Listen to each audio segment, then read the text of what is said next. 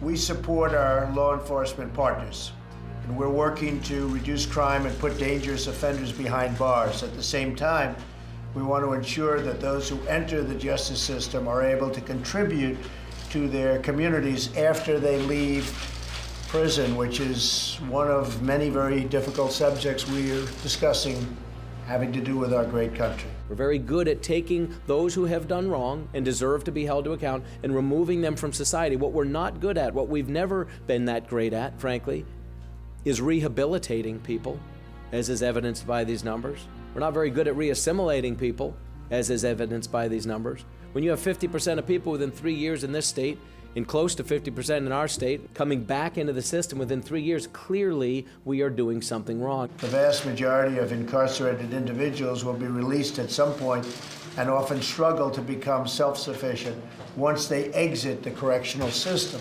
Texas used to spend billions locking people up for minor offenses. In jail, these individuals learned how to become hardened criminals, increasing the odds that they become repeat offenders. That's why in 2007, with billions of dollars in new prison costs facing our taxpayers, and with broad support from Republicans and Democrats, Texas changed course. We implemented common sense policies that may not only make Texas tough, but also smart on crime. I'm all for people being held to account, but I also recognize the fact that what we're doing is not serving us well. 2/3 of the 650,000 people released from prison each year are arrested again within 3 years. We can help break this vicious cycle through job training, very important, job training, mentoring, and drug addiction treatment. We shifted our focus to diversionary programs like community supervision.